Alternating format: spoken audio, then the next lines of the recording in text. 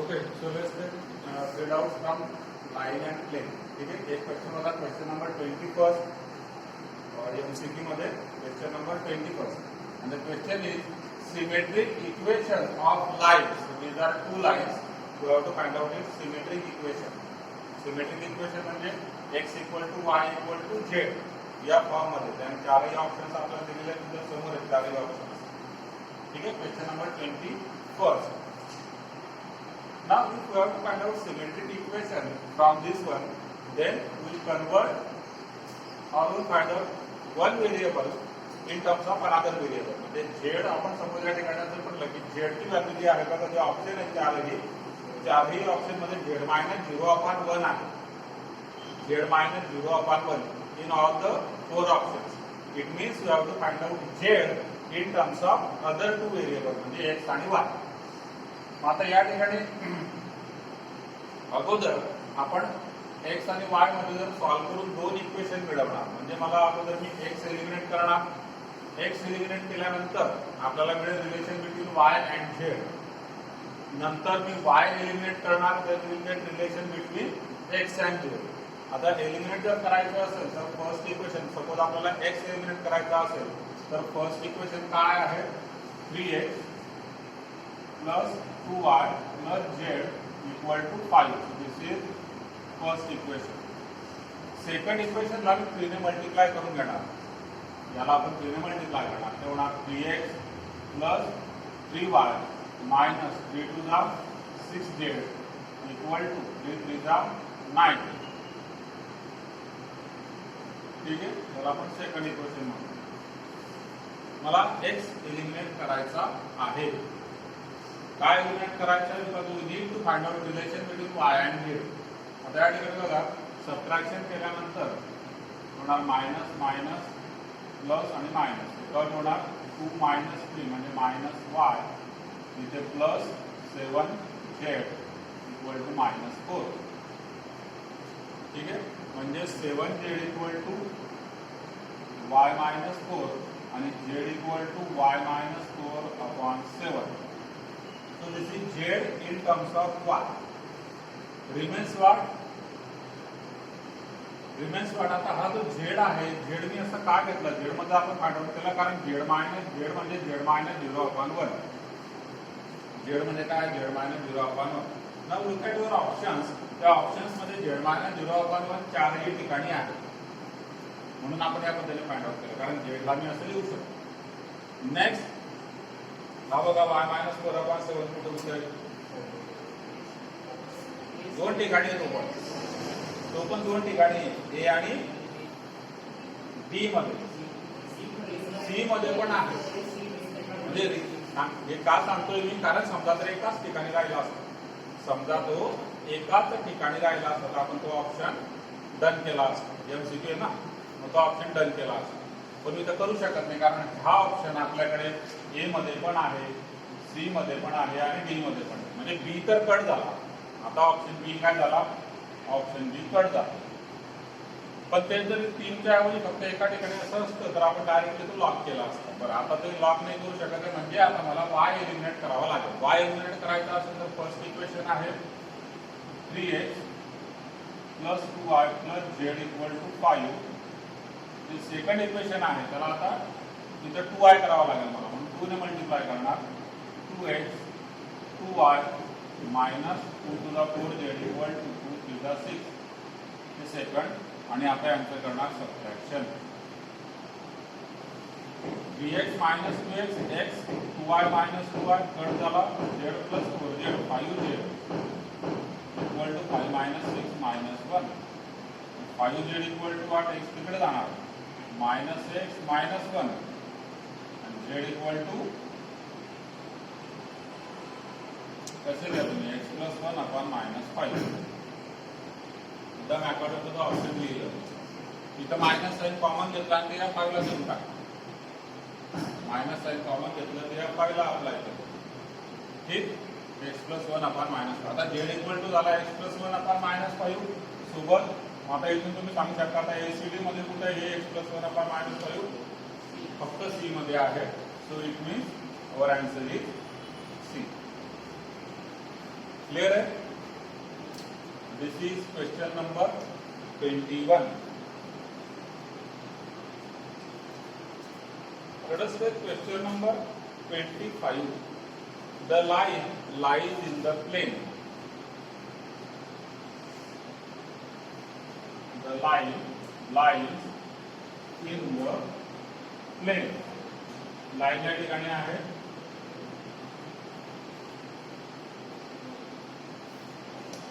x minus 1 upon minus 1 y minus 1 upon 2 आणि z upon minus 1. Again here we are having 4 options. We are having 4 options. आता या ठिकाणी जी काय particular line आहे, the line lies in the plane. That is the question. Now this line is in the form of standard form. जर बघायचं म्हटलं तर या ठिकाणी z म्हणजे काय, z minus 0. z म्हणजे आहे z minus 0. ठीक आहे. Now it means what? It means line passes through this point, that is 1 1 0. Here line passes through 1 1 0. Now if we check with this option 1 1 0, then we get again 3 answers. ठीक आहे, म्हणजे हा 1 1 0 जो आहे 1 1 0 satisfies option. कोणकोणत्या option satisfy करतो सांगा? 1 1 0 check केलं होतं आपण त्या दिवशी. 2 plus 4 6, 2 plus 3 5 आणि 3 plus 4 7. B C D option जे आहे satisfied option B C D. आता इथे लक्षात घ्या, मी जर का म्हणजे सपोज हा जो पॉईंट आहे 1 1 0 मी फाइंड आउट केला की हा पॉईंट या लाईनवर लाय करतो आणि जर का लाईन एखाद्या प्लेन मध्ये म्हणजे आता हा पर्टिक्युलर पॉईंट सुद्धा त्या प्लेन मध्ये आहे. क्लिअर? पण मग हा पर्टिक्युलर पॉईंट ज्यावेळेस मी चेक केला ऑप्शन सोबत तर ते 3 ऑप्शन सॅटिस्फाय करतोय. जर का या ठिकाणी एकच ऑप्शन त्यांनी सॅटिस्फाय केला असता, एकच, तर मी डायरेक्टली तो ऑप्शन लॉक केला असता. पण किती ऑप्शन सॅटिस्फाय करतो तो? 3. ही मेथड चालणार नाही. हे या पद्धतीने आपण जाणार, आपण असं करणारच, करून बघणारच. लक्षात घ्या, कारण जर का एकच ऑप्शन सॅटिस्फाय झाला then easily we get the answer. Now next, मग आता हा पॉईंट जर सॅटिस्फाय नाही करत then we need to find out general point on the line. आपण काय करायचं? General point on the line म्हणजे any point on the line, general point on the line. आणि तो आपल्याला मिळणार, इथं आपण काय करणार? इथे करणार this is equal to what? Lambda. and let us say this lambda is equal to 1. म्हणजे हे आपण काय, आता इथून मला एक जनरल पॉईंट मिळेल, general point on the line lambda equal to 1 देऊन टाकला तो इझी असतो. आता इथं बघा पहिल्या इक्वेशन वरून x minus 1 upon minus 1 equal to 1. म्हणजे आता अर्थ काय झाला? x minus 1 equal to minus 1. हा minus 1 इकडे मल्टिप्लाय झाला. तसंच y minus 1 equal to 2 इकडे मल्टिप्लाय होणार आणि z minus 0 equal to minus 1 into 1 म्हणजे minus 1. So therefore x equal to minus 1 तिकडे गेला तर minus 1 plus 1 म्हणजे तो झाला 0. y equal to 3 आणि z equal to minus 1. Clear? आता जशी जशी आपण लॅम्बडाची व्हॅल्यू चेंज करणार त्या पॅटर्न मध्ये या व्हॅल्यू प्रपोर्शनेट चेंज होणार. प्रपोर्शनेट या व्हॅल्यू प्रपोर्शनेट चेंज होणार लॅम्बडाची व्हॅल्यू चेंज केल्यानंतर.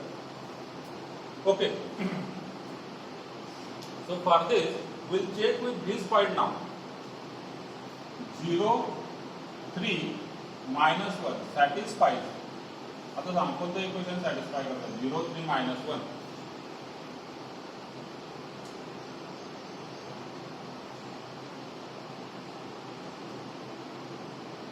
You will get only one option is satisfies only C. अजून कुठलंच करत नाही. बघा ऑप्शन सी काय आहे? x minus 2x plus 3y plus 4z equal to 5. 2x plus 3y plus 4z equal to 5. Value टाकल्यानंतर x ची व्हॅल्यू 0, 3 3 जा 9, 4 into -1 -1, 9 minus 1 किती 5, sorry 4 into -1 -4, 9 minus 4 5 equal to 5. So this is the only option which is satisfied. आणि म्हणून option असणार आहे की answer असणार आहे आपला ऑप्शन सी. मग आता या ठिकाणी एक डाऊट येतो की सर मग या पॉइंटने का नाही आलं, याच पॉइंटने का आलं. बघा या ठिकाणी या पर्टिक्युलर इक्वेशन मध्ये हा पॉइंट आपण जनरल पॉइंट 1 घेऊन केलेला. सपोज तुम्ही 2 घेऊन करून बघू आपण. आता लॅम्बडाची व्हॅल्यू आपण काय घेऊया, 2 घेऊया. लॅम्बडाची व्हॅल्यू 2 घेतल्यानंतर इथे लिहितो मी लॅम्बडा इक्वल टू 2. हे आपण लॅम्बडा इक्वल टू 1 ने सॉल्व्ह केलं कारण फास्टेस्ट त्याच्याने सॉल्व्ह होणार आहे. लॅम्बडाची व्हॅल्यू 2 घेतल्यानंतर काय होणार, x - 1 इक्वल टू 2 into -1 म्हणजे -2. इकडे y - 1 इक्वल टू 2 into 2 4. इकडे z - 0 म्हणजे z इक्वल टू -2. मग x इक्वल टू किती झाला, 1 तिकडे जाणार. ठीक आहे, -2 plus 1 -1, y is equal to 1 plus 4 5, z is equal to -2. Clear. आता परत आपण ऑप्शन सी एकदा चेक करूया काय होतं बघू आपण. 2x म्हणजे 2 into -1 -2, 3y 3 into 5 15, 4z 4 into -2 -8 आणि it is equal to how much 15 minus किती 15 मायनस 10 किती झाला तो 5. So again it is 5. Here also it is 5. So you can take any value of lambda because for different values of lambda you will get different points on this particular line. आणि त्याच्यातला प्रत्येक point या एकाच प्लेनवर असला पाहिजे म्हणजे याच प्लेनवर तो सॅटिस्फाय करणार तुम्हाला. आणि जर का मी या सिंगल पॉइंट बद्दल जेव्हा आपण बोलतो या सिंगल पॉइंट बद्दल याचा अर्थ काय होतो 110 चा 110 चा अर्थ असा होतो बघा 110 चा अर्थ असा होतो ही एक लाईन आहे आणि याच्यावर एक पॉइंट आहे 110. Now how many planes are there passing through a single point. माझ्या क्वेश्चन लक्षात घ्या. How many planes are there passing through a single point. एक सिंपल प्रश्न विचारतो आपण 10 पर्यंत पण केलेला इनफायनाइट. करेक्ट आहे इनफायनाइट आपण ते 10 पर्यंत केलेलं. How many lines are there passing through a single point infinite. आणि मग लाईन जर इनफायनाइट याचा अर्थ प्लेन सुद्धा कसे असणार इनफायनाइट असणार. म्हणून या ठिकाणी आपल्याला ते 3 ऑप्शन मिळतात. पण ऑप्शन मध्ये काय जायचं असेल आता बघा ऑप्शन मध्ये म्हणजे जर आपण याच्याने चेक करणार एक ऑप्शन मिळाला ठीक आहे डन विषय. जर का एकापेक्षा जास्त ऑप्शन मिळत असतील मी लॅम्बडाची व्हॅल्यू 1 घेऊन करणार कारण दिस इज क्वाइट इझी. लॅम्बडाची व्हॅल्यू 1 घेऊन करणार. तुम्ही 2 ने पण करू शकता असं तुम्ही 3 ने करा कोणतीही व्हॅल्यू लॅम्बडाची घ्यायचं सॅटिस्फाय होणारच आहे. ठीक. राहिलं सब्जेक्टिव्ह मध्ये मात्र काय करणार सब्जेक्टिव्ह मध्ये लॅम्बडाला लॅम्बडाच ठेवायचं असतं. सब्जेक्टिव्ह मध्ये आपण लॅम्बडाला लॅम्बडा ठेवायचं म्हणजे you will get the equation of the plane in terms of lambda. Equation of the plane in terms of lambda. इथे एक्स वाय झेड च्या व्हॅल्यू आपल्याला त्या पद्धतीने मिळते. So that is question number 25. इथपर्यंत लिहून घ्या. काही डाऊट असेल तर विचारून घ्या.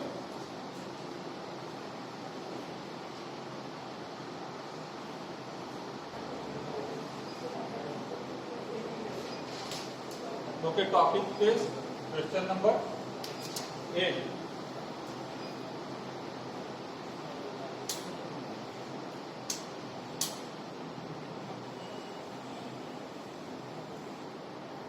So that lines are coplanar.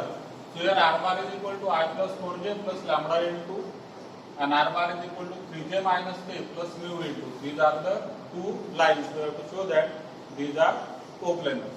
Okay. Now in this case we are having certain formula for this to show that the given lines in vector form are coplanar. So for that we will write down the lines as r bar is equal to a1 plus lambda b1. Second line r bar is equal to a2 plus mu b2. या ठिकाणी a1 b1 a2 b2 चार आपल्याला vectors मिळणार. So A1 जो आहे, आता मी directly scalar component form मध्ये लिहितो. स्केलर कॉम्पोनंट फॉर्म मध्ये काढणार A1 म्हणजे 1 4 0. B1 किती असणार 1 2 3. A2 जो असणार 0 3 -1 आणि B2 असणार 2 3 4. कोप्लेनर असण्यासाठी कंडिशन असते A2 A1 dot B1 cross B2 is equal to 0. ठीक आहे. आता A2 A1 आपण अगोदर फाइंड आउट करूया. A2 बार A1 बार. A2 बार म्हणजे 0 3 -1 A1 1 4 0. It comes out to be 0 -1, that is -1 3 -4 -1 -1 -0 -1. B1 cross B2 सुद्धा लागतो आपल्याला. So B1 cross B2 is equal to what? It is determinant I J K. B1 म्हणजे 1 2 3. B2 2 3 4. Let us find out this determinant I in bracket 8 -9 -1 me directly लिहितो आता -j in bracket 4 -6 -2 plus k in bracket 3 -4 -1. So scalar component form मध्ये होणार -1 plus 2 -1. ठीक है. Now we check. Now we have to check A2 A1 dot B1 cross B2. A2 A1 म्हणजे -1 -1 dot B1 cross B2 -1 2 -1. So it will -1 into -1 plus 1 -1 into 2 -2 -1 into -1 again plus 1. It comes out to be 0 and therefore lines are coplanar. Question होता show that lines are coplanar. त्या एक्सप्रेशनची value A2 A1 dot B1 cross B2 जर का 0 येत असेल lines are coplanar.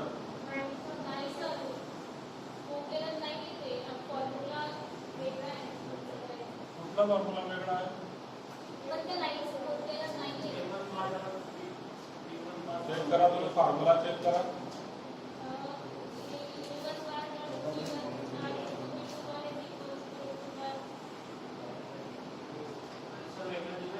Answer जाऊ द्या, answer चुकीचं आहे. ते टॉपिक टेस्ट मध्ये आन्सर चुकीचं आहे. आता त्या टॉपिक मध्ये फॉर्म्युला कुठला दिला तो पण फॉर्म्युला सांगतो मी तुम्हाला. फॉर्म्युला कुठला आहे आन्सर मध्ये त्यांनी दिलेला फॉर्म्युला. हा फॉर्म्युला हा आहे बघा. फॉर्म्युला त्याने हा वापरला A1 बार डॉट B1 क्रॉस B2 आणि इकडे असतो A2 बार डॉट B1 क्रॉस B2. आता जर कोप्लेनर असतील तर हे इक्वल असायला पाहिजे. ते इक्वल असायला पाहिजे. बघू ना आपण सांगतो ना मी, ते इक्वल असायला पाहिजे. आता मुळात हा जो काय फॉर्मॅट आहे आणि हा फॉर्मॅट आहे both are same. Both are same. इथे A2 A1 घेतलाय त्याने. हा ही साइड आपण तिकडे घेऊन गेलो. A2 A1 dot B1 cross B2. बघू आपण बरं याच्याने येतं का. A1 किती आहे 140. चेक करूया ना एकदा. बघू आपण डॉट B1 क्रॉस B2 किती आहे -1 to -1. इकडे A2 किती आहे 0 3 -1. B1 cross B2 -1 to -1. Check करू यांच्या व्हॅल्यू आपण इक्वल येत आहेत की नाही. कारण जर का या इक्वल येत असतील तर याचा अर्थ याचं या एक्सप्रेशनचा आन्सर 0 येणार. हे 0 आहे म्हणजे याचा अर्थ काय. हे 0 आहे म्हणजे याचा अर्थ A2 is equal to A1. फक्त A2 इक्वल टू A1 नाही बरं. A2 ही डॉट A1 डॉट आणि A2 डॉट हे इक्वल असायला पाहिजे. बघू आपण हा किती होतो -1 4 2 जा 8 इकडे 0. हा झाला 8 -1 7. इथं 0 3 टू द 6 हा प्लस 1 किती झाला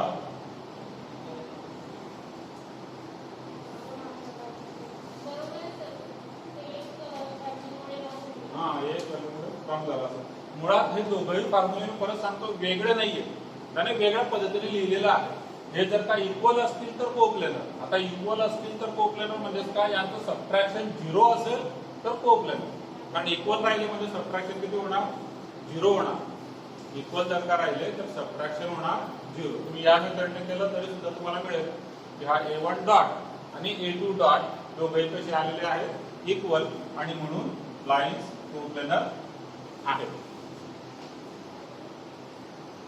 आता जर का लाईन्स कोप्लेनर आहेत तर सेकंड पार्ट सुद्धा याच्यामध्ये find equation of plane determined by them find equation of plane determined by them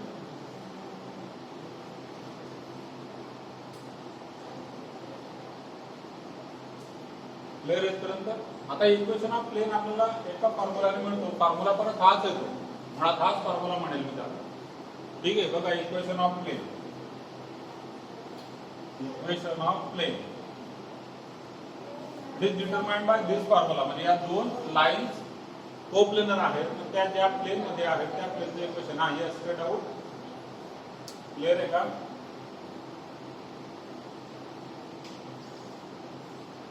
बस मी इक्वेशन ऑफ प्लेन बघूया तर equation of plane determined by this two lines of my it means by coplanar lines is nothing but this equation पण या equation मध्ये दोघं point कसे given आता equation of plain काढताना आपण काय घेणार एक पॉइंट जनरल पॉइंट म्हणजे कोणता आर बार जनरल पॉइंट म्हणजे आर बार A2 च्या ठिकाणी मी घेतो आर बार मायनस हा A1 बार आता तुमची इच्छा असली तुम्ही A2 बार घेऊ शकता पण परत मी सांगितलं तेच की first come first serve basis त्याला काय म्हणतात प्रथम येणाराच प्रथम प्राधान्य म्हणजे मराठीमध्ये असं म्हणतात first come first serve basis म्हणजे आपण अगोदर तो समोर येतो त्याला x म्हणतो नंतर येणाराला y नंतर z अशा पॅटर्ननेच जातो म्हणून आपण इथं r बार मायनस A1 r बार मायनस A2 सुद्धा घेतला तरी सेम तेच असणार आहे r bar minus A1 dot b1 cross b2 and it is equal to 0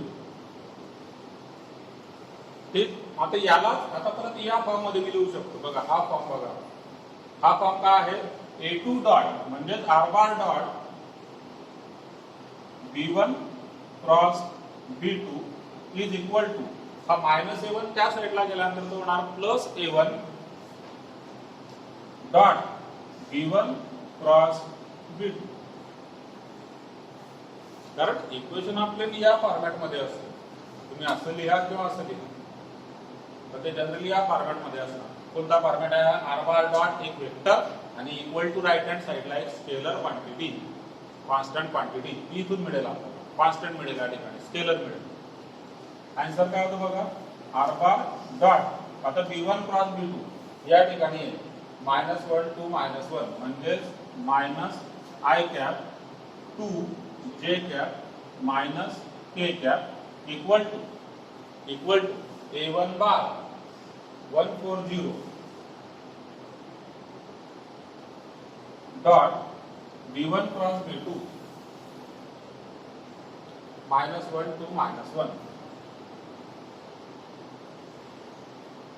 so this is equal to how much यांचं मल्टिप्लिकेशन -1 8 0 म्हणजे 7 ठीक आता बघा हे लिहिताना मी तुम्हाला सांगितलं की तुम्ही इथं r बार मायनस A1 बार घ्या किंवा r बार मायनस A2 बार घ्या कारण A2 बार हा जो पॉइंट आहे हा सुद्धा त्या प्लेनवरच आहे ना A1 A2 त्या प्लेनवरच आहे त्यामुळे A1 घ्या किंवा A2 घ्या आन्सर सेम येणार बघा इथे तुम्हाला तर बघू शकता इथं काय घेतलेलं आपण हे A1 डॉट क्रॉस प्रोडक्ट काय येतो A1 डॉट क्रॉस प्रोडक्ट किती येतो म्हणून तो 7 आला आणि समजा तुम्ही A2 डॉट क्रॉस प्रोडक्ट घेतला आन्सर किती येणार 7च येणार इथं 7च आहे इथं चेंज होणार नाही फक्त इथं त्याला चेकिंगला थोडंसं त्रास होईल की आपण कोणता घेतला दुसरा पॉईंट घेतला तुम्ही